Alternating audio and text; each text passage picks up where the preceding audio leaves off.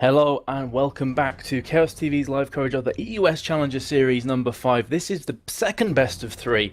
Apologies, we are slightly behind schedule, but of course, if you did catch that first best of 3, it was pretty long and intense. Either way, this time around, we're going to have Heimerdingers Colossi facing off against Animate. Animate is joined by Spuddington, and we're into the picks and bans here, Spud. Yeah, we should be getting underway. Yeah, like you say, we are in fact already underway. I'm shocked, but I assume you are in the lobby this time. And we have got the bans on my screen being Elise, Rengar, Twisted Fate, Kha'Zix. I'm a little bit curious actually. Rengar?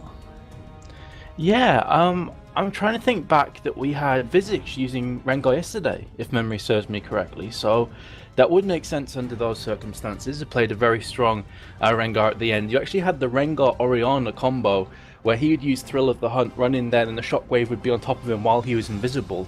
Incredibly strong combination. So obviously Heimerdingers Colossi were watching the game, did a bit of homework, and I thought, no, we don't want any of that, we'll just ban it out.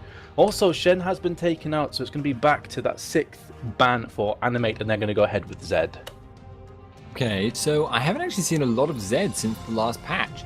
He seemed to have been nerfed almost a little bit too hard, like he wasn't going to be seen anymore almost. But obviously someone plays him well, Yamato Cannon maybe. I don't know particularly for certain, but obviously Zed can be played mid or top. So I am obviously a little bit behind. So what are the picks thus far? Thus far, they're hovering over a Poppy, and I would not expect to see Poppy locked in here. Would be incredibly interesting, and another kind of breath of fresh air as we saw Veigar the last couple of days, but I wouldn't expect in. So, Placeholder pick? I would imagine so. That's what I'm going to go with. But still, that's strange. Bass, of course, if you do get any info, it's Zach. Okay, yeah, makes sense. Zach was left open. He has been played. I don't want to say every time thus far in the EUS Challenger Series 5, but if he hasn't, it must be really close. He's certainly been proving himself to be an absolutely top tier pick at the moment. Partly because of his flexibility, but mostly just because of flexibility. Yeah. Flexibility as in pick rolls, what I actually meant rather than, you know, a pun. But mostly because of his ability to just be a really solid initiator, tons of damage, lots of CC, really good character all around. So we could have another Varus pick, and nothing really to note. He has been chosen again alongside Zach pretty much every single game that I can recall over the last few weeks. He is definitely regarded as one, if not the best AD carry out there right now, and he is going to be laning alongside the Thresh. So level 6, you're going to have the box and the Chain of Corruption, lots of CC, lots of damage, definitely one to watch out for, plus the Lantern ganks as well. You saw Animate were toying with the idea of picking up a Nautilus, so I'm not sure if they're going to go ahead with that, but Lantern gank and Nautilus equals a lot of pain. So definitely one to watch out for. On Heimerdingers Colossi, they are going to be toying with their 2nd and 3rd picks here. Of course, Mithy is their support, Extinct is their mid laner. We saw an awesome highlight reel clip actually from Extinct when I casted them last time on Fizz. His escape was brutal. It was just amazing. So I'm curious to see where he's going to go. He picked Fizz to counteract Twisted Fate. I would doubt he'd be picking that one up so early. He's been playing a lot of Jace over the EUS Challenger Series, and he is going to lock that one in again. So expect to see Extinct in mid with Jace. Yeah, and Jace is a bit of an unconventional mid laner, obviously. AD. He builds AD, which is a really unusual thing, but, you know, well, not that unusual, but he builds AD. He is kind of 500 range on him, which is actually a little short for mid, but obviously a lot more damage than most AD building mid laners. Obviously has that kind of ability focus. He's this peculiar hybrid of being an AD caster and kind of almost an AD carry, and also being a bruiser. He's a very strange champ, really, if you actually think about it, Jace. But anyway, obviously, solid character all around, is good in that mid lane. Can also play top, so they could just swap that up later on. But wouldn't be surprised to see him in either slot, actually, really. He's been doing such a good job with the Jace mid, I would expect to see him there. It's so much poke damage, for example. He goes with, of course, the Muramana, the Last Whisper, maybe the Black Cleaver as well thrown in for good measure. So they are going to take the Nautilus. They're toying with the idea before. They've gone ahead and locked it in now. So those Lantern ganks are going to be very, very terrifying from Heimerdingers Colossi's perspective. They have a Caitlyn, so the 90 caliber net will be able to get her away if they do the 2v2 at the bot lane. But also Vizic is going to be picking up the Kennen. We've seen Kennen played a few times in the US Challenger Series as well. On the whole, I don't think it's worked out too great for the Kennen players, but maybe they're going to turn it around here. Because Animate, I don't know if you caught the last games, but I think I was casting it with Stress when we did Animate against Absolute Legends. But they looked extremely strong, like a breath of fresh air for them. They came back stronger than ever. They got knocked out by British Tea Time, as they were then known, now known as Dignitas UK. And they looked a kind of bit ropey, but last time against Absolute Legends, they really held their own. They looked incredibly solid. Yeah, and Absolute Legends have been proving themselves to be really, really solid as well. Kennen's actually a pick that's been popular in Korea, as far as I'm aware. Something you very often see there, and he's very, very popular with that. So I'm not surprised to see him. I don't know the specifics of Kennen versus Jace or Kennen versus Zac, but I would imagine Kennen would actually do pretty decently against both of those characters. He has that burst, he has that kind of CC lockup if necessary, if they get aggressive on him, and obviously he has that constant harass. He also has the flexibility to go AD or AP, which I would expect normally AP, but you do quite often see AD, or sometimes weird hybrid things like Blade of the Ruined King into Zhonya's Hourglass, which I've seen several times, but wouldn't be surprised to see pretty much anything out of Kennen. Yeah, a lot of Kennens will go for some AD and maybe a Doran's Blade or so at the start of the game, just to give them a bit more survivability. And of course, with the auto attacks, he does have a fairly long range, so that's going to put down some damage. And he does scale off AD a fair bit as well. So we are going to have the remake coming in here. Obviously, as we said previously, Poppy was the Zac. They're going to have to make remake due to the placeholder pick, and we'll be back into this very shortly. But you did see Ari at the end there being picked up for Animate, so I really like their AoE comp. They've got Kennen, Nautilus, Thresh and Varus doing a lot of AoE, a lot of CC as well, and then in amongst all of that you're going to have Ari just skirting around the outsides with the Spirit Rush, picking off players left, right and centre. So I'm very, very interested to see how they're going to execute this composition. Yeah, with that they also have quite a bit of mobility, so will be interesting to see, as you say. We will obviously be watching the picks going through again, but now they're going to be taking as long as possible with their bans to Heimerdinger, of course, from alternate. You never want Heimerdingers Colossi to have him available. But we do, as I say, going to be seeing some. Oh, they're going for KFC. Yes, the KFC bomb has been dropped. There we go.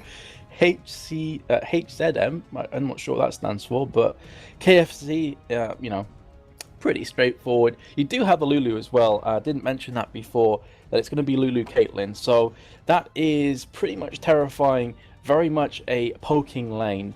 Do you think, Spuddington, that they're going to go for the 2v2 or switch this one up? It's hard to know. They're both actually very strong bot lanes, and if you're curious in chat why they're picking again, the reason they're picking again, because someone didn't have Zac, so that's why they locked in Poppy as a placeholder at the top. They then obviously remade the lobby and the bans are irrelevant, so they pick exactly the same champions, but they replace the placeholder with Zac. So obviously you will see that picked up by Malunu, it seems. No, maybe, what? Maluno went for it, yeah. It looks like it's going to be Yamato Khan at top with Jarvan, and Maluno is going to be taking Zac in the jungle. Also Shaka as well, we're mentioning Maluno. So Shaka played Elise last time that we were casting them and got a beautiful Baron steal. Really, really well played. Now obviously Nautilus doesn't have the same kind of maneuverability as an Elise with the repel, but he is very, very scary. So you've got this heavy CC AoE lineup actually from both teams. The Cataclysm, the Let's Bounce, on top of that the Wild Growth. A lot of Lulus will chime together with Zac so that when Zac lands his slingshot and starts to Let's Bounce, you'll have the Wild Growth on top of that. It's just an additional knock-up. So much CC. You've got the poke damage coming in as well from both Caitlyn with the Piltover Peacemaker, Ace in the hole, the Shock Blast being rained down from Jace as well. So definitely one to watch out for, Spuddington. Both teams, I think, have got an equal crack at this game. I can't really say I believe this team will win because of their composition. They both look strong. Yeah, they just all around solid. One of the lanes to watch is definitely going to be Yamato Cannon on that top lane, Jarvan. It's a very bursty top lane, actually, which is going to be interesting to see. But anyway, we will be moving to a quick commercial break while we wait for the delay timer to tick down. So we will be seeing you when we are in game.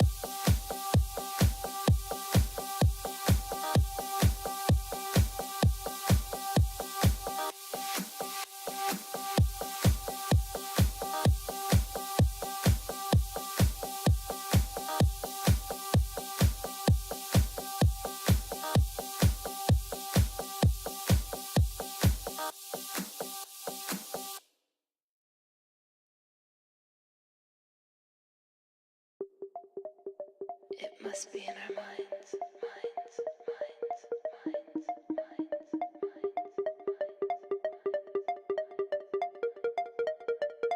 It must be in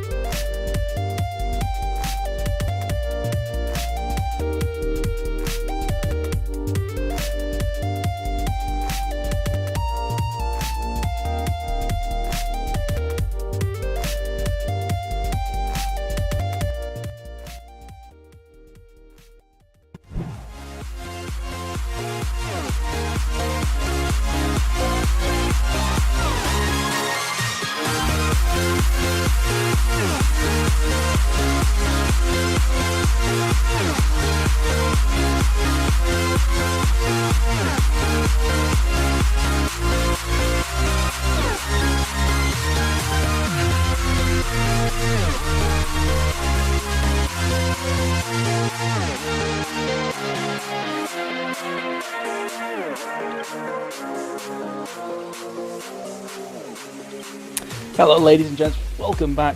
We are back into the action once again on the loading screen, about to jump into the rift between Heimerdingers Colossi and Animate. There we go, we have loaded in. Animate is joined by Spuddington, and we are live into game number 1 here, Spuddy. We were talking a bit in the break.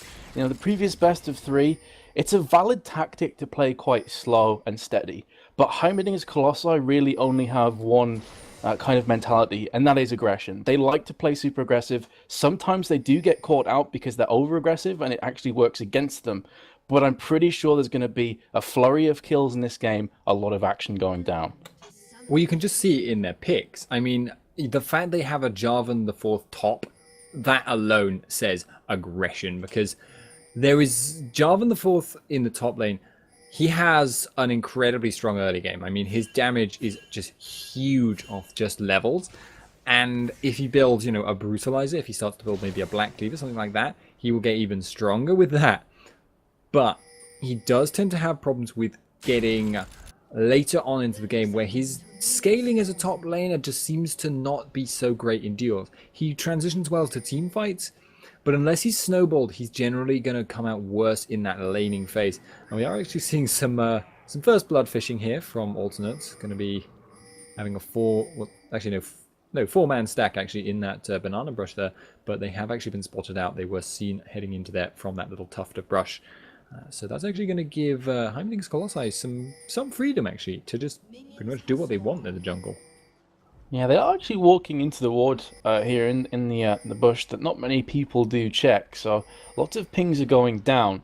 At this point, Heimerdingers Colossi know exactly what's happening. They know that Animate are coming in for this red steel. Extinct is going to fire up the shot blast there. Flag comes over as well, and that's pretty much going to sign the end of this engage. But Animate have spent a little bit too much time here. They're going to be late to the blue buff, so that is going to allow basically Maluno to pick up his red buff slightly before the blue on the side of Shaka, which could give him a potential advantage when it comes to those first few ganks. Either way, you're going to have the lane switch up coming about here. Visage is going to be against the Lulu Caitlyn combination, which will leave Yamato Cannon facing off against Varus and also Thresh. So very interesting stuff right off the bat here, Spuddington. Who do you think it favours though with this switch up? Well, I have to say that Kennen should have an easier time farming in that lane against 2. But in terms of actually keeping his tower up, I feel like Jarvan is going to be a more threatening presence, although there is always that risk that he could get grabbed there. We are seeing that Jace in the mid lane extinct, obviously starting to put down a little bit of damage on Aki Lord. He's pulled out that range form now. Did I think use that to the skies already on that Ahri. And there you go, just that shock blast and acceleration gate combo. It isn't scaling up too madly yet, but it will in time get to be a very, very scary combo. We are seeing that that pressure in the bottom lane. The lane has pushed out Yamato Cannon. Now trying to get this farm, but he has to be very, very careful at the moment. He's level 2, he's level 1, they're level 2. And that's a very scary thing for you to be. If he gets a Thresh hook on him now, odds are he would die. So, obviously, now he's a little bit higher. We'll be able to just kind of farm this out. And actually, in a 2v1 lane, that's going to suit him quite well, because Jarvan scales very well off just experience. He doesn't necessarily need the gold. And that's actually one of the interesting things about that Jarvan top lane. He doesn't need that farm, so he can just afford to sacrifice that in order to keep his tower up a little bit longer. He can afford to just kind of get aggro and not be too worried. We are seeing Shaka in that top lane though. He's trying to keep the Visachi in. Yeah, we do actually see Maluno had about a 10-second advantage with the clear time, but of course, as you said, Nautilus did go to the top lane to fill in some of the blanks there. Jarvan is going to be last hitting underneath the tower, and this is going to allow Maluno to go ahead and pick up his double golems as soon as his slingshot is used. So there we go, he's going to be jumping over the wall, pick up the double golems. In the meantime, Nautilus is still hanging around the top lane, but we are on this kind of lull of action here. In the first 5 minutes, it is generally a farming frenzy, and then the junglers start to get more involved and you see more action, especially from Heimerdingers Colossi. They love to push the envelope early on in the game. Extinct is going to be recalling, started with the patented Fairy Charm first on the Jace build, and he will be finishing off his Tear of the Goddess. Going to be stacking that up as soon as possible. Maluno is charging his slingshot here, going to be jumping through any second now. Nope, he's cancelled right at the last second, so he's not going to be jumping through, and looks like we are just going to have both junglers caressing their solo laners, not doing a great deal more. Yeah, that's all they really need to do at the moment. They're just making sure that their top laners don't get shut down, and then making sure that the towers don't fall too fast. But what we're seeing at the moment is that Shaka and Visachi are having a much more difficult time keeping their tower up. Actually, we have got the grab going down on Mythi, but it didn't really achieve very much. Actually, in turn, are seeing Just a little bit of pressure up at that top lane. The tower will drop much faster than Yamato cannons at this rate. Samwise and Akamez having a lot of trouble pushing this down, and by comparison. And it is looking like they are going to pick up that one bit of damage there. It's not going to go down to this wave, maybe not the next one, but within 2 or 3 waves, as long as nothing changes, I think that top tower is going to go down. Shaka and Vivisachi are in trouble though. Extinct is hanging around, waiting in the wings here. Lunu is down bot and is charging that slingshot, but it's not going to happen. It looks like they're just going to abandon the tower up top, actually. Yeah, and it's like a declaration of intent from when you have a Lulu and Caitlyn lane. They're more than likely going to switch it up, but they're more than likely going to get the first blood on towers. So that's pretty much what's happened here. The poke damage is way too strong. You can't get close. We do have some action coming down here at the bot lane. First blood going for Yamato cannon on towards Varus. So the Balluno slingshot finally pays out dividends. And accompany that with the fact that the top tower is pretty much about to go down. You have to say Heimerdingers Colossi starting this game very, very confidently. Yeah, that's put them significantly ahead. They're going to be able to rotate Caitlyn and Lulu back down to that bottom. They're going to be able to get, Yamato cannon in position to maybe look to force that dragon soon. Yeah, commanding lead at this point. Jace in that mid lane though, he's actually also coming out pretty strong here. 42 CS to 34 on Ahri. He's been bullying her around, forcing it into the tower. That's causing her a lot of problems at the moment. He's also farming up that tier. He will sooner or later hit the point where that is capable of turning into a Muramana. He's not the fastest farmer actually. Akilord forced to pop that ultimate to get away. Shaka going to be trying to chase Extinct down, but does not have the means to do so. Akilord going to be backing on out. And yeah, nothing too much happening right now, but I would expect to see some pressure coming out soon. Yamato cannon is kind of switching from top lane and actually looking now towards more bot. Yeah, very true. I have to apologise if my voice sounds a bit dead, but I am under the weather at the moment. I have a bit of a cold, so I'll try my best to persevere through this. Either way, Extinct and Molino are pushing through the mid here. Hypercharge has been popped off from Extinct, of course. We'll give him the attack speed bonus. Meanwhile, Yamato cannon comes through. Dredgeline comes out alongside a Death Sentence, not quite managing to land there, but they have completely left the top lane available for Kennen to get some free farm. Much needed free farm from his perspective. Ahri's going to be forcing out Molino and Extinct here. Needs to be careful though, because they can put down a lot of damage very, very short period of time. And you do actually have the lane switch up going back again. So we have the 2 duo lanes at bot, and Lulu and Caitlyn looking to push this tower as well. And I have to say, Heimerdingers Colossi, their lane switches have always been pretty much perfect. Every time they lane switch, they come out ahead in towers. Yeah, they're just currently playing the push strat, and that is working really, really well for them. At the moment, that bottom tower isn't looking great. 58 CS on that Varus to 65 on Caitlyn. The BF sword as well. I feel like Caitlyn is just going to keep pressuring this unless a jungler gets involved. Speaking of which, Shaka is hanging around in that back tri-brush there. So I feel like they smell a rat here though. Freeze and Mithy are just going to be backing out. Shaka there actually started his recall but did not finish it. Got it very, very close though, and he's going to start that recall again. Going to be just hanging around. He wants to be here if they are aware.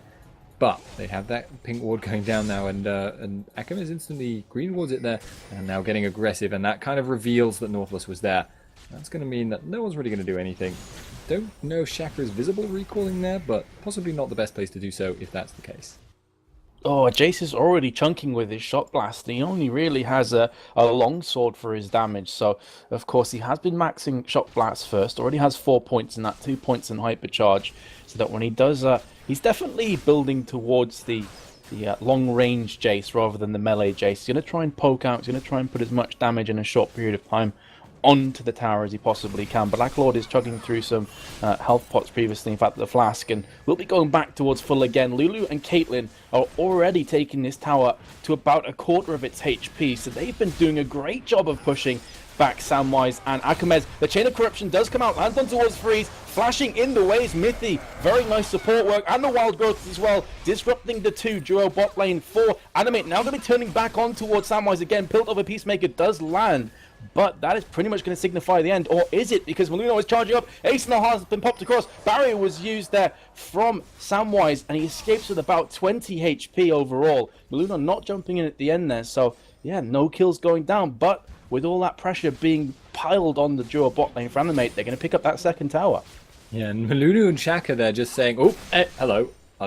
and then backing off from each other, kind of deciding that neither of them were going to be able to go for the other guy's bot lane. If that was the case, and we do see Malunu putting down that ward, going to be just keeping that vision of that blue buff. He knows it'll probably spawn before the ward runs out, probably around 30 minutes maybe. That's about the usual timing, roughly. So he will obviously therefore be able to, go back to farming his jungle. Will have that awareness when it spawns, even if he doesn't necessarily have the exact timer. So Yamato Cannon in this top lane actually putting down quite a lot of damage on Vivisachi. He's got that Spirit of the Elder Lizard, so obviously a very popular item at the moment. Has that armor pen, has that cooldown reduction. All stats that are really, really nice on that Jarvan. Kind of not making him tanky, but it does, accentuate his damage in a lot of different ways. So he is going to be actually applying a lot of pressure, as I say, to this top lane. Vivisachi on 70 CS to Jarvan 63, so that's still a little bit of an advantage to Vivisachi. And Yamato Cannon going to be trying to pull that back in, though. He does have the AD for the last hitting, as compared to the Seeker's Arm Guard for Vivisachi, who can still use his Q to farm, and is obviously feeling very paranoid at the moment, because he just legged it without knowing where the jungle was. Oh, you do have a death sentence actually landing on towards Mithy. Will it be following this one up?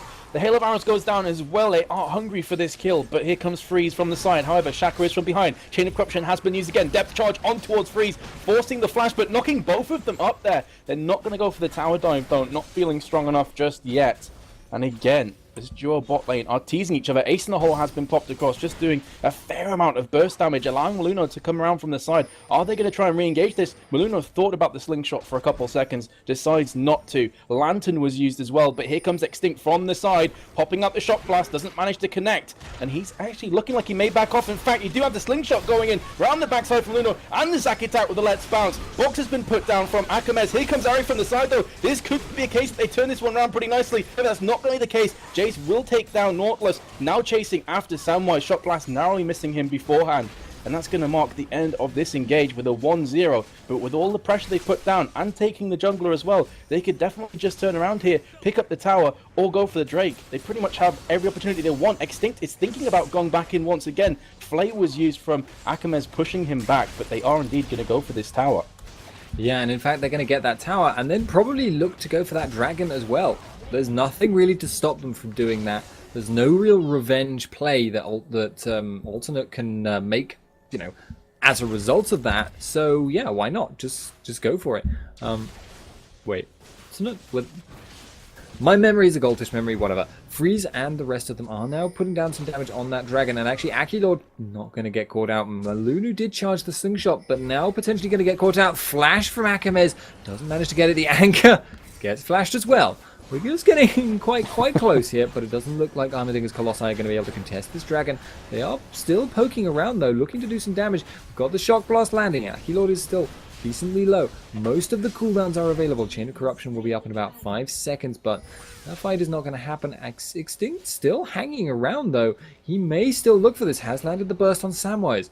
He's still poking around. He's not actually visible, though, so are they going to go for this? They have actually got the 3-man invade. Chain of Corruption goes down. Malunu now in trouble. The hook actually misses. Malunu actually does dodge, I think, with that slingshot, but he is going to die. And so the rest of his team are going to abandon ship and leave him to die while Shaka laughs. Shaka with a heat-seeking anchor actually caught Maluno in midair there and dragged him back again. He's used a depth charge on towards Extinct. Dredgeline comes out as well. Extinct hanging around for way too long. And this is what I was talking about before in the first couple minutes, that Heimerdingers Colossi, very aggressive team. Awesome to watch from a spectatorial viewpoint, but sometimes they just look around for too long. They get too aggressive, they get too ballsy, and they get punished for it. Extinct died for effectively nothing there. Completely picked off from the depth charge plus dredge line from Shaka, and that's actually going to spell the end of this bot tower, you have to feel. So that's how important picks can be in League of Legends. You get a pick, you pick up a global objective. Yeah, so obviously not an ideal situation there, but That's going to give them some momentum to come back into this game. Animate, he says, having remembered now which team is which. And actually now Akames is low, but I'm not sure they wanted to go for that. Mithy is in the middle of the team. We've got the teleport coming in. Freeze is going to be in trouble here. We've got the jump in from Malunu, but Akilord is going to come in. If he has that ultimate up, which he does not appear to, so he's not actually going to go for that aggression. We have got Malunu still in trouble though. He's going to get bursted down. He jumped in there, possibly pointlessly, not going to be able to make anything happen. Job on the fourth, Yamato Cannon still pushing this top lane, pretty much one-on-one with Vivisachi, who is still actually now falling behind on farm. Yeah, we have 2 Seekers Arm Guards, so could potentially have 2 Zoni's Hourglasses coming up in the near future as they start to recall. Spirit of the Ancient Golem finished off onto Nautilus. You're going to have a Sight Stone as one to Thresh. Lots of action at top lane as the Ignite and the Slicing Maelstrom come down. Yamato Cannon does come out ahead though. With Kennen very low health, is going to have to go ahead and recall. So Yamato Cannon's going to be able to put down some damage here on the top tower. Not for too long though, because Shaka is just chasing towards him. Has the mobility boots. We see this very often with Nautilus. In fact, he's been caught for a shot blast. And now here comes a flank drag from Yamato Cannon. He does manage to dredge line himself away from danger, but still getting chunked down very low. And with Ari and Samwise coming up from the side, that is going to basically tell Extinct Yamato Cannon to get the hell out of there, or they will find themselves 6 feet under. Can Ari chase after? Doesn't look like she was too interested. Didn't have a great deal of backup. May have been signing her own death warrant. So that is going to mark the end of that. But still, a fair amount of damage put down at the top tower. And global objective-wise, you have to say Heimerdingers Colossi looking very strong. 4 towers to 1. Yeah, they are really solid at the moment. It's got to be said, though, considering the 4 towers difference, they don't have that big of a gold advantage. And now the question is going to be, who's going to have the better team fight? Yamato Cannon and Malunu obviously forming a very similar role at the moment. They're kind of tanky bruisers jumping into the middle, putting down a fair bit of damage. But Yamato Cannon is still quite squishy. He's built quite a lot of MR. He's built Hexdrink. He's built Merc Treads. He's got that Ruby Crystal, which I don't know what that's going to go into. Maybe an Aegis, maybe a Warmog, something like that. Anyway. But is he going to be able to actually do or what he needs to be doing, which is kind of jumping in to the middle of the enemy team? He might still be a little bit squishy for that role.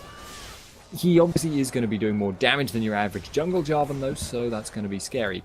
But with the rest of his team, are they going to be able to hold up to the AoE that Animate are going to put out? They've got that ultimate from Kennen, they've got that ultimate from Nautilus, they've got that box, they've got that Chain of Corruption, they've got that Ari who everything really is AoE, although kind of not huge AoE, just like small AoEs, but lots of them, so you know, sort of balances out to being an AoE character in my book. But yeah, I feel like they may not actually have these team fights unless they can catch people off guard, although Heimerdingers Colossi have a very good comp for doing so. Yeah, if you liken Akilord's Ari to an animal, you could say, like, you know, Vhagar is a great white shark. He's going to burst you, he's going to chunk you very quickly. Ari reminds me more like a shoal of piranha. He's going to nibble away at you constantly with all of her abilities while she flies in the team fight. So, as you say, very correctly, she is AoE, but she's not going to have that kind of burst damage that the likes of Vhagar is that we saw last time around. Either way, we do see them pulling themselves back here with the global disadvantage 4-1 towers. That is going to be shown in where they are on the map. They are back very much in their own half. This is going to allow Heimerdingers Colossi to have pretty much total control and a stranglehold over Drake when it respawns, because it's such a long distance for Animate to travel. So many wards are being taken out now from Mythies, planting down pinks here, there, and everywhere. And this is going to allow them to put more damage on towards mid. Look how quickly it's going down with the hypercharge of Jace. Let's have a quick look at his items. Does he have the... Yeah, does have the Mirror Man and the Last Wisp. We are going to have an engage though, as Luno jumps in with the Light Bounce. He hasn't actually managed to do a great deal with it so far. Jumping in there right at the end. Extinct is doing so much damage. Takes down Thresh at the end, but he will go down himself. Double kill coming in from Kennen. He will be shut down though from Freeze almost instantly afterwards. In fact, it's Lulu who takes the kill. But this is a 2-for-3 exchange. And Varus and both Ari are alive, so this is pretty scary for Heimerdingers Colossi. I'm not sure they want to be re-engaging back into this, because if a charm lands, they are going to die. 2-for-3, but they lose a tower. So again, you have to say that Heimerdingers Colossi come out slightly ahead. Yeah, so that aggression there worked out for them, even though they lost the fight. Obviously, just able to take that tower. Maybe they could have taken the tower and then just backed off, but they're not going to be too unhappy, because partly apart from anything else, it prevents Animate, damn my brain, from coming back into this kind of getting control of where they need to be, because you actually saw them getting outmaneuvered there. Heimerdingers Colossi were pushing down that mid before Animate could even react, before they even were aware they were going to push down mid. So that is a difficult situation to be in. Obviously, Animate want to get control of the game. They want to get some wards down, and Akimez is doing a pretty good job of doing that now. He's putting down wards pretty much everywhere, in fact, and that is going to be potentially a bad thing, though. Bad thing, sorry, for the perspective. Heimerdingers Colossi actually catches Yamato Can, who gets charmed as well, but now in the backline, Malunu, Samwise and Achilord are going to have to run away from this. They are going to be going in. Extinct is in the middle of the fight. He's jumping back, and again, going to be going back to range form as soon as he can. And now we have the disengage here. We have got Animate in a bit of a bad situation, though. Extinct might be able to chase this down. He has got a lot of damage. They have got the glitter lance not landing. The acceleration gate goes down. Extinct goes down. Samwise jumping into the middle of the death. So now we actually have a very, very good situation for Heimerdingers Colossi again. Yeah, 4 for 0 exchange, but Animate did manage to pick up the Drake just before that team fight went down.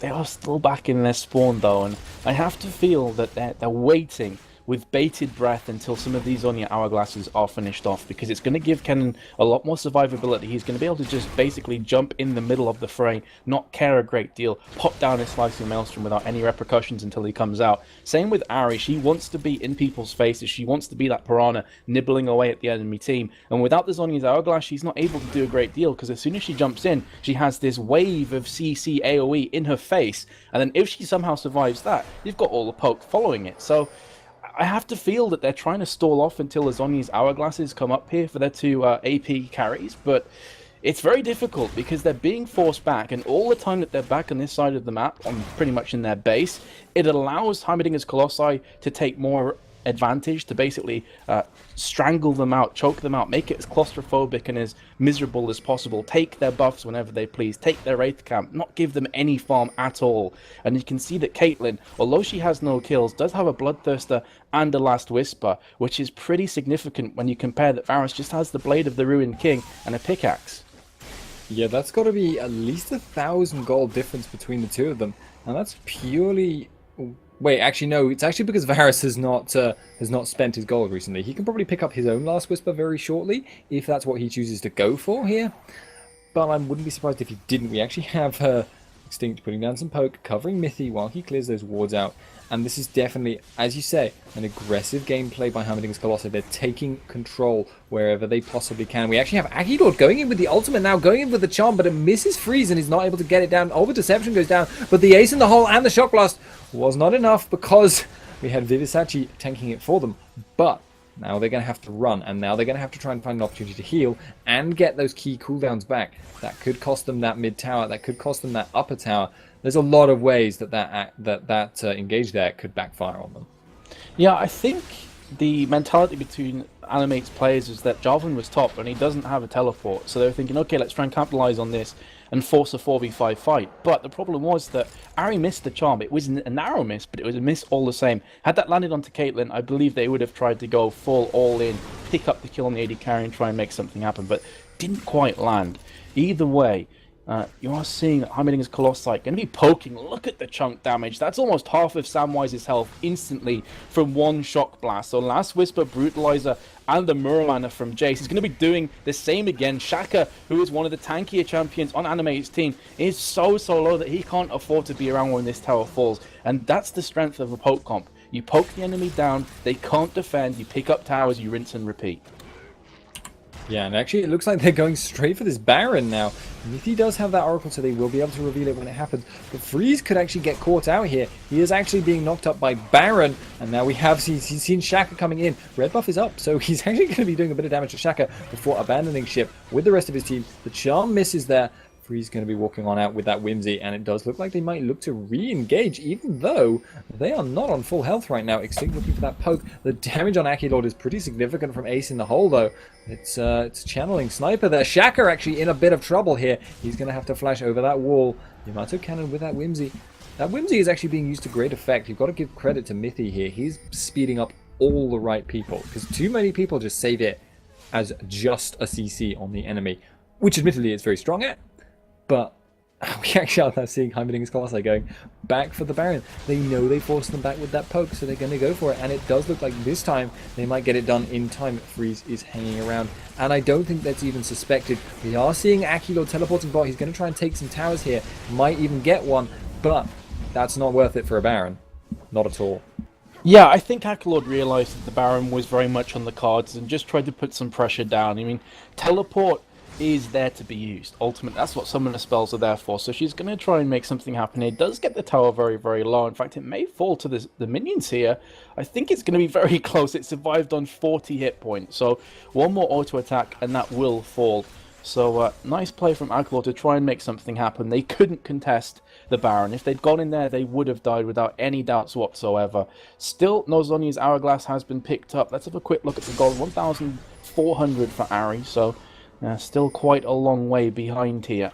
And if you have a quick look at the team of Heimerdingers Colossi, Jarvan is building very tanky, has a Giant Spell and a Ruby Crystal alongside the Hex Drinker. It's a smart item to build against a double AP comp, of course, but we do have Extinct coming in now, trying to steal this blue buff. Has been charmed from Ari, and death sentenced as well. Samwise flashing there, making sure he was not around to feel the full force of Freeze's auto attack. So flashing through does catch a shockwave on the way up though, so he's going to have to go back to spawn. And this is just one of those clinical performances from Heimerdingers Colossi. They've taken the lead and they're not letting up. They're just going for the jugular constantly. Yeah, I mean, they just intend to kill constantly. They are just constantly pressuring. The only way it can go wrong is if they go too aggressive, but it's getting to the point where that's proving difficult for them. They are now getting the poke down on that mid tower. The other lanes are actually pushing against them, but it will take a long time for that to be serious in top lane. And in fact, bot lane will eventually be in their favor. So they're quite happy for that to happen. Ace in the hole goes down. Akilord takes more than half health damage from the poke, and although they're having some difficulty getting the poke down in serious amounts, they are going to be able to get some attacks down. Hypercharge is available. He does put a bit down with that Jace. Extinct damaging the tower. They are just taking this out. It's going to go down. Akamez is now on that guy, but Cataclysm is in the backline, and Vivisachi is unable to take people out. He's going to get blown out. Akamez gets blown up. We've now got Yamato Cannon flashing out. He's okay. Malulu slows Akilord. Akilord now in trouble, having to pop the ult defensively, and that is going to be a very, very costly loss for them. In fact, it may even be a win right here. Extinct goes really bit interesting there. Hammer form and smashes on the tower for no readily apparent reason. Akilord does have Home Guard, and now they're going to have to run from this. He's actually flashing into the middle now. Has been squirreled though. He just gets bursted out. Shaka now going to be taking a lot of damage, and now they're going to go for the Nexus instead. 5 seconds on Akamez, but I don't think it matters. GG well played coming out. Heimerdingers Colossi, really dominant performance overall. GG well played. Surrender vote comes in. Wow, I mean, something that a lot of teams struggle with is how to finish games. They get a lead, but then the opposition turtles in and they get frustrated and they make mistakes. But Heimerdingers Colossi, to me, seem like one of the best teams I've seen in recent times at finishing games out. They take the early lead with a few kills. The lane switch works out really well for them. They take top tower. Caitlyn, Lulu go bot tower. Take that one out as well. Take every Drake and start to force these global objectives. And Animate really couldn't do anything about it. Heimerdingers Colossi would just... That was almost, I want to say, a flawless performance from them. They took the early advantage. They brought it home. 27-minute victory. That'll be job done for them. So that's the first game down in this best of three, ladies and gents. Remember, we could potentially have two more coming up here. And... very fast, you know, Spud. The previous best of three that you watched may not have been the most frantic gameplay ever, but Heimerdingers Colossi are really trying to make amends here for it.